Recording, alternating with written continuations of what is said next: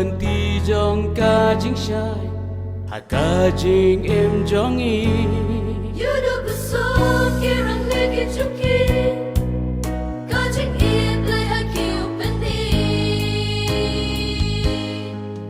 Hau snem khat khandai spotlight pop ar uyuk chat hagari khasi Riam upna rubai uar upne jang ki rai ki par Ulong ki ku pau bas papa yang i u ajing em papa Ulang upa ubas bon ulang upa ubaba ulang upa ka chingin ulang upa ka chisha Akti bas bon uk nakikti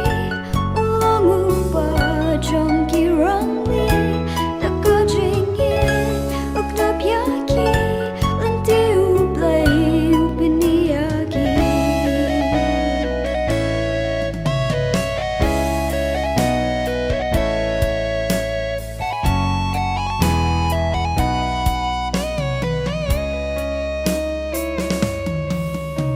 Nadu parang lung kaski upnay Lajing em hau play uai kijing e jing shi tong mulai aisha panyalap haka bi Jong i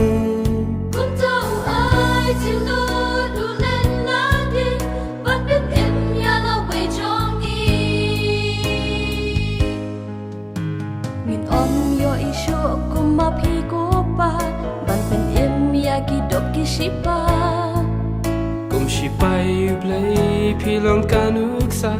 pi kren kasar shi para